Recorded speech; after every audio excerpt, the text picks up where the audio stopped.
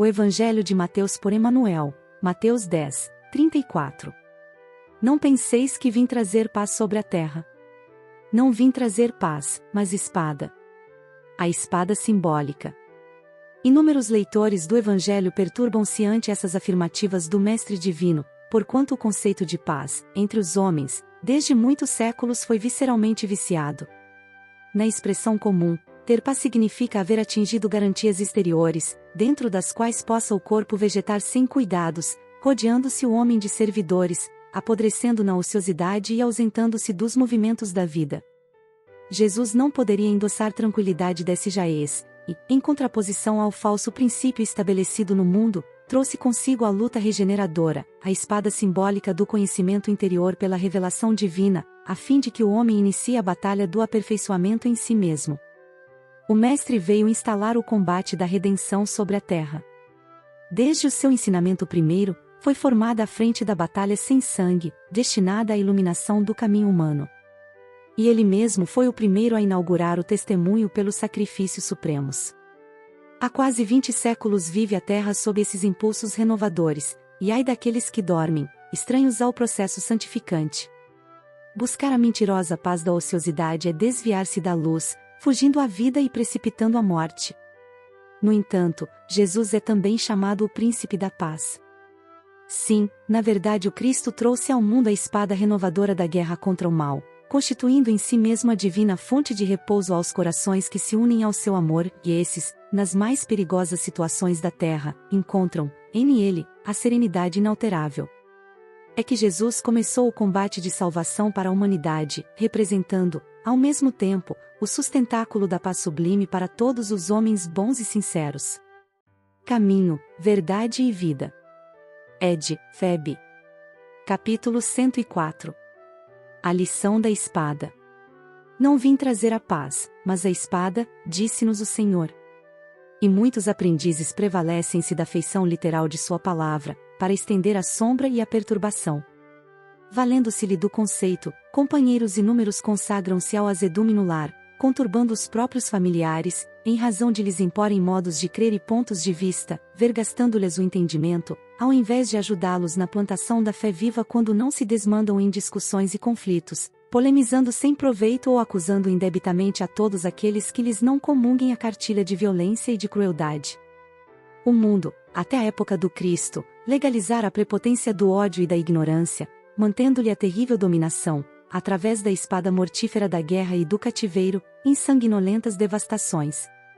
A realeza do homem era a tirania revestida de ouro, arruinando e oprimindo onde estendesse as garras destruidoras. Com Jesus, no entanto, a espada é diferente. Voltada para o seio da terra, representa a cruz em que ele mesmo prestou o testemunho supremo do sacrifício e da morte pelo bem de todos.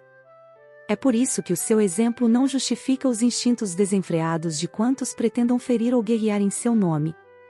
A disciplina e a humildade, o amor e a renúncia marcam-lhe as atitudes em todos os passos da senda. Flagelado e esquecido, entre o escárnio e a calúnia, o perdão espontâneo flui-lhe, incessante, da alma, para somente retribuir bênção por maldição, luz por treva, bem por mal. Assim, se recebeste a espada simbólica que o Mestre nos trouxe à vida, lembra-te de que a batalha instituída pela lição do Senhor permanece viva e rija, dentro de nós, a fim de que, ensarilhando sobre o pretérito a espada de nossa antiga insensatez, venhamos a convertê-la na cruz redentora, em que combateremos os inimigos de nossa paz, ocultos em nosso próprio eu, em forma de orgulho e intemperança, egoísmo e animalidade, consumindo-os ao preço de nossa própria consagração à felicidade dos outros, única estrada suscetível de conduzir-nos ao império definitivo da grande luz. Ceifa de luz. Ed. Feb. Capítulo 5. Doadores de paz. Os obreiros da paz são sempre esteios benditos, na formação da felicidade humana. Os que falam na concórdia. Os que escrevem, concitando a serenidade. Os que pregam a necessidade de entendimento. Os que exortam a harmonia. Os que trabalham pelo equilíbrio. Os verdadeiros pacificadores, no entanto, compreendem que a paz se levanta por dentro da luta e, por isso mesmo, não ignoram que ela é construída, laboriosamente construída, por aqueles que se dedicam à edificação do reino do amor, entre as criaturas, tais quais sejam os que carregam os fardos dos companheiros, diminuindo-lhes as preocupações, os que aguentam, sozinhos, pesados sacrifícios para que os entes queridos não se curvem, sob o peso da angústia, os que procuram esquecer-se, para que outros se façam favorecidos ou destacados, os que abraçam responsabilidades e compromissos de que já se sentem dispensados, para que haja mais amplas facilidades no caminho dos semelhantes. Em certa ocasião, disse-nos Jesus: eu não vim trazer paz à terra e sim a divisão, e entretanto, em outro lance dos seus ensinamentos, afirmou-nos, convincente: a minha paz vos dou, mas não vô-la dou como o mundo a dá. O Divino Mestre deu-nos claramente a perceber que, para sermos construtores da paz, é preciso saber doar-lhe o bálsamo vivificante em favor dos outros, conservando, bastas vezes, o fogo da luta pelo próprio burilamento, no fechado recinto do coração. Reformador, junho 1971, p. 130. Pergunta 304 do livro Consolador. Pergunta: qual o espírito destas letras? Não cuideis que vim trazer paz à terra, não vim trazer a paz, mas a espada. Resposta: todos os símbolos do Evangelho, dado o meio em que desabrocharam, são, quase sempre, fortes e incisivos. Jesus não vinha trazer ao mundo a palavra de contemporização com as fraquezas do homem, mas a centelha de luz para que a criatura humana se iluminasse para os planos divinos. E a lição sublime do Cristo, ainda e sempre, pode ser conhecida como a espada renovadora, com a qual deve o homem lutar consigo mesmo, extirpando os velhos inimigos do seu coração, sempre capitaneados pela ignorância e pela vaidade, pelo egoísmo e pelo orgulho.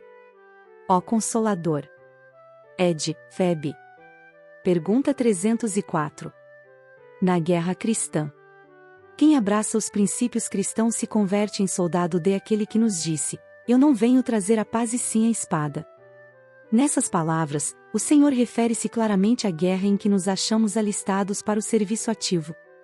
O campo belicoso, porém, permanece na intimidade de nós mesmos. A ação é contra nós, contra as comodidades do eu, contra a cristalização do nosso egoísmo multissecular.